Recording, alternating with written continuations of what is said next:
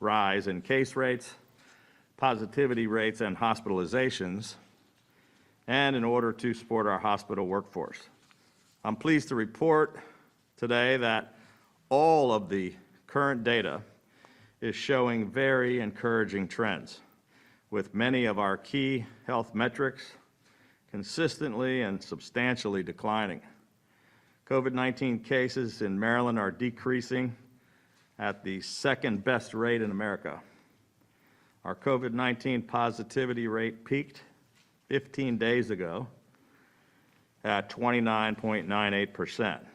It has been rapidly dropping and is now 18%, which is a decline of 40%. Our positivity rate is lower than 42 other states. Our case rate peaked 12 days ago and has already declined by 44%, making it now lower than 47 other states.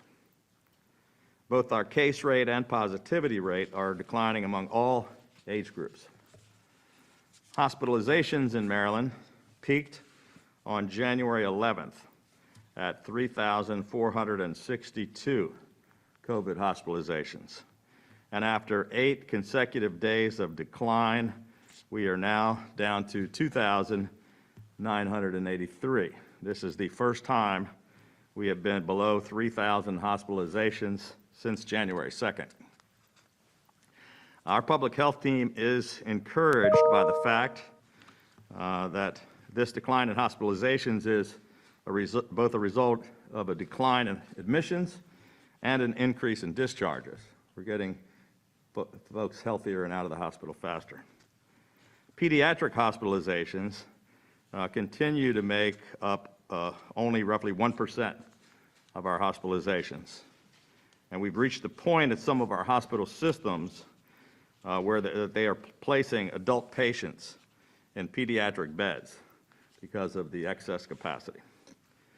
One point I do want to make is that deaths are always a lagging indicator, usually a couple weeks behind cases and hospitalizations. So, unfortunately, we do anticipate the number of deaths to continue to rise in the short term before peaking and then also beginning to decline, along with all of the other metrics. Sadly, the vast majority of deaths continue to be people who are unvaccinated, which is why we're continuing to urge Marylanders to get vaccinated or to get boosted as soon as possible. Fortunately, Maryland remains one of the most vaccinated states in America. We have now administered over 10.8 million vaccines. And after declaring a state of emergency just 15 days ago, our daily vaccination rate has increased by 60%. As of today, 93.9% of Maryland adults have gotten vaccinated. We are also now approaching 40% of 5 to 11-year-olds who have been vaccinated, which is also one of the highest rates in the country. We continue to encourage parents to consider getting their school-age children vaccinated in order to stop needless quarantines and so that local school systems can continue to keep our kids in school. All of this progress is very encouraging, but we're not out of the woods. Even though we have been able to attain considerable drops in the metrics, and they're continuing to drop, they're still much higher than they had been or where we need to be. So we will continue taking actions every single day to combat this surge. This Omicron variant is 4 to 5 times more transmissible than Delta and the other previous variants of the virus, and Omicron remains the predominant strain here in the state of Maryland. According to the latest data, Omicron accounts for more than 95% of our state's recent lab-confirmed COVID-19 cases. In the past couple of weeks, we have opened 18 new state testing sites to help ease the burden on hospitals and emergency rooms. And today I'm pleased to announce that our 19th site is now operational at LifeBridge Health in Carroll County. A new site at Greater Baltimore Medical Center in Baltimore County is on track to open tomorrow.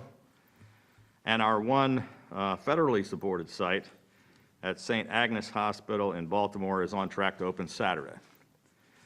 As of today, we have conducted 17.4 million tests, and we're still testing at one of the highest levels in the country, more than 55,000 tests per day. In addition to standing up new testing sites, we also continue to work on emergency procurements to secure as many at-home rapid tests as possible. Late Friday, we were surprised and frustrated to learn from our vendors that the pending orders for more rapid tests were suddenly frozen for this week. That was after the White House announced their plan to acquire 500 million rapid tests. On Tuesday, during a call between the White House and the nation's governors, I raised this issue with the White House and asked them to work to address this matter. Yesterday, I spoke with Jeff Zients in the White House. He is the White House Coronavirus Response Coordinator. Subsequently, our team had several discussions with Tom Inglesby, the senior White House official in charge of testing. And late last night, we were notified that one of our previous orders of 800,000 tests, which have been cut in half on Friday, is now going to be restored in full. And we hope to make progress with the other providers as well. So I want to thank the White House for taking steps to try to resolve this problem, and we look forward to getting more tests out to the community in the coming weeks. We're also in the process of distributing 20 million N95 and KN95 masks all across the state.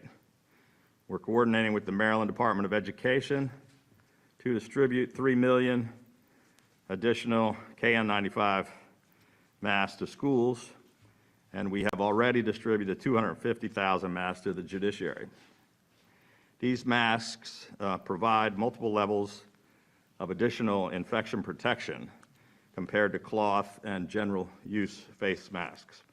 N95 and KN95 masks are now available free of charge through local health departments and at all state-run testing and vaccination sites all across the state. The Vaccine Equity Task Force is partnering with community organizations to distribute them in hard-to-reach and in underserved communities. And N95 masks are being distributed to all nursing homes across the state. And I want to thank Marylanders for heeding the call of public health officials. Without any mask mandate, we're ranked number 5 in the nation for the percentage of mask usage, meaning we're better than 45 other states. It continues to be one of the best mitigation strategies we have.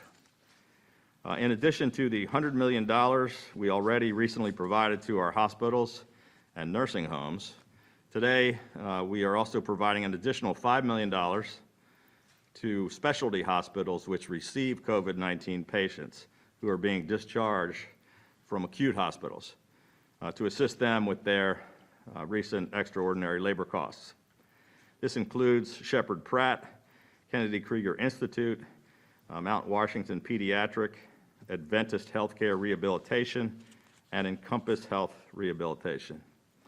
In addition, I have authorized Brigadier General Adam Flash of the Maryland National Guard to be activated and to serve as a dual status commander for a Department of Defense mission to support the Washington Adventist alternate care site. On Monday, we will be introducing the Healthcare Heroes Act, which is emergency legislation that will codify some of the actions that we have taken to address workforce shortages at healthcare facilities, expediting licenses for retired healthcare practitioners, practitioners licensed in other states, and nursing graduates.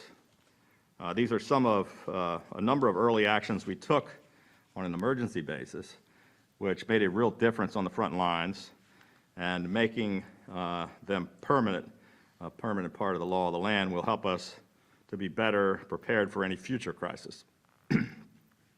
We're continuing to take aggressive actions to protect our most vulnerable residents in nursing homes.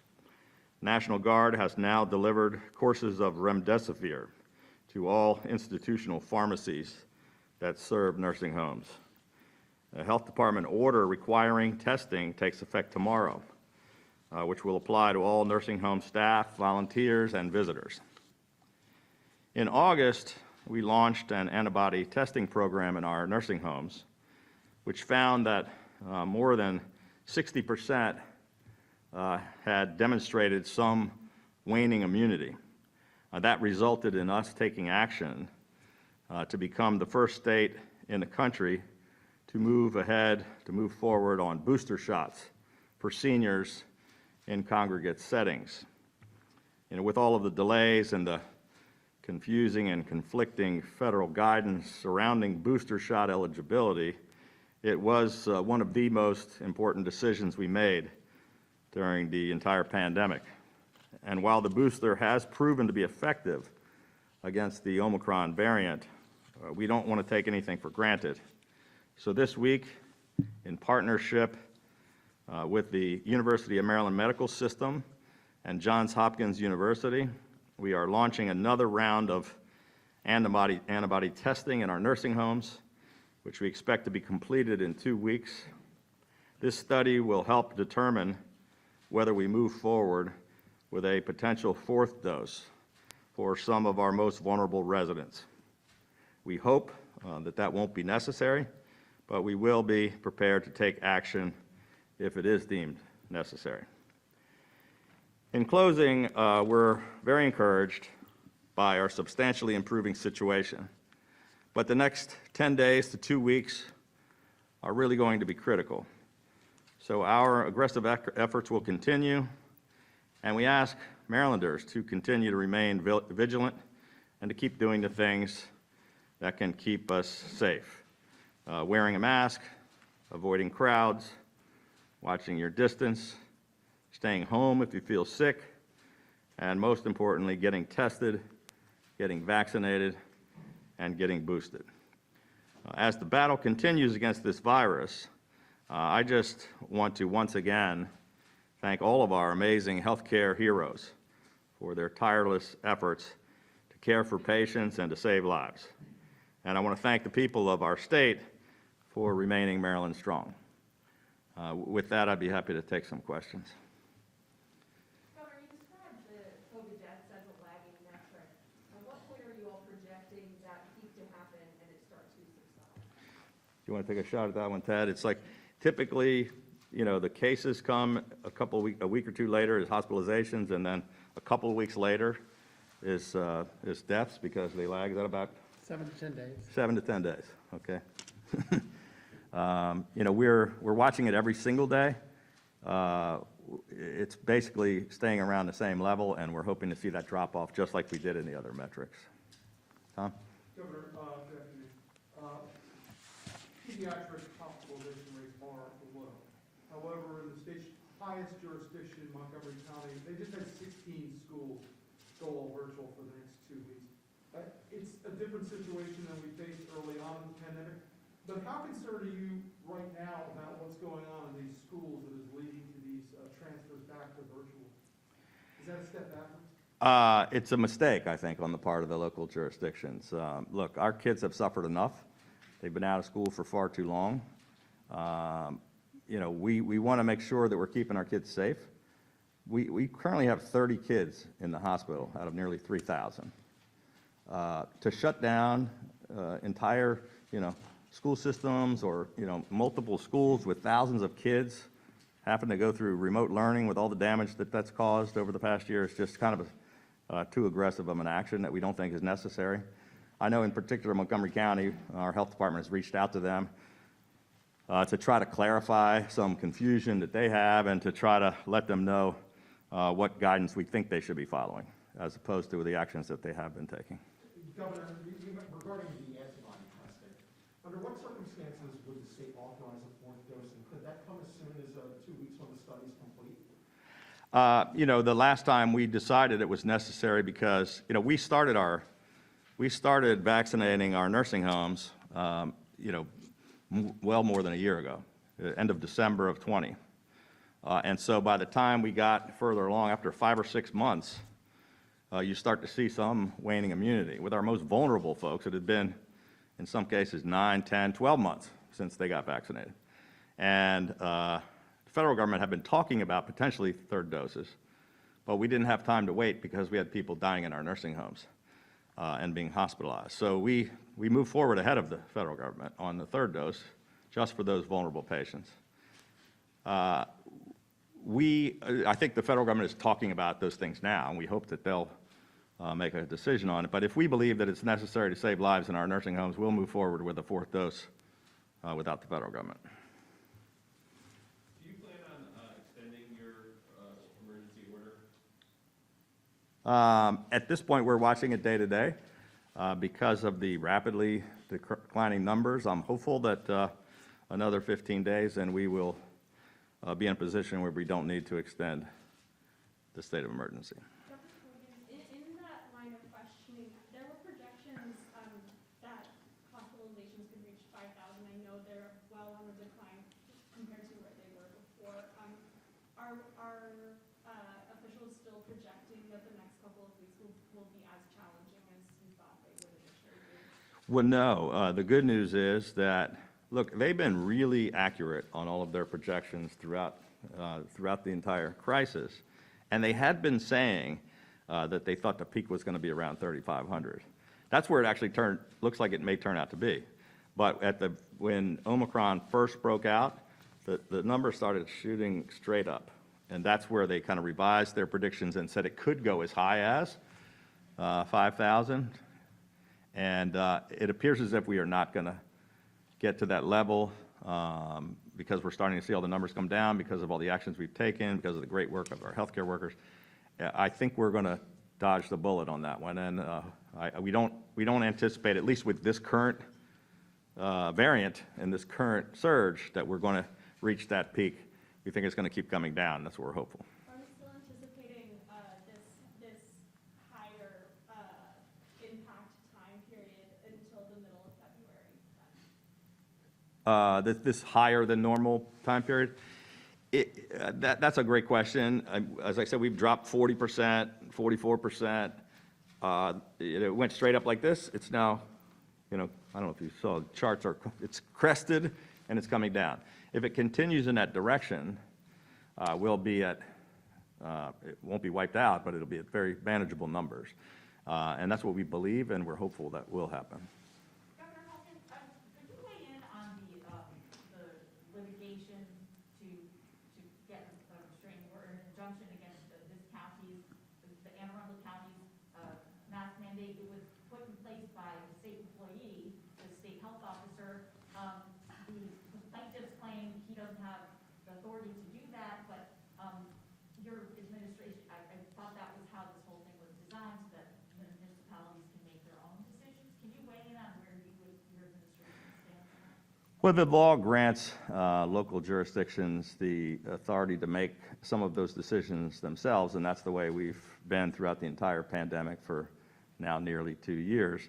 In Anne Arundel, it seemed like there was a conflict between, so they had the right to make their own decision, but there was a conflict between the county executive who wanted to do one thing and the county council who did another thing. The health officers, you know, reports to the county executive and is hired for, technically it is, they work under the state health department's auspices, but does not work for us. You know, I think, you know, somebody took the thing to court challenging whether the county executive had the authority to overrule the county council or that the health officer could. And I think that there was a case heard today, I'm not sure. Some kind of action took place in the Anne Arundel County courts today. I think it expires next Friday, so I'm not sure, you know, whether the court system is backed up as they are, they're ever going to reach a decision before the thing is over with anyway. And I think Anne Arundel County already said they were not going to extend it past Friday. Anybody else? Sure. Governor, on Monday, your new colleague in Virginia, Governor Glenn Youngkin, told the General Assembly in Richmond that he wanted them to alter a baseball stadium authority to concentrate on building a football stadium. As we know, the Washington football team currently plays its games in Maryland, but we haven't heard much about where the state of Maryland is right now in retaining this team. So as the interest in this has been stirred up again, could you give us any viewpoint as to, is Maryland still in this? Are you still fighting for this stadium or interested in it at least? Look, we've been working together with the Washington football team for more than 7 years. The team reached out to us before I even became governor. We sat down with them. We worked with them on finding a site on the Potomac and right across from National Harbor, which Prince George's County then opposed and was back to the drawing board. We've been working in conjunction with Prince George's County, who we and the county would both like them to stay in the state. I've had discussions. Our team has been working together, Prince George's County, state officials working together with the representatives of the team.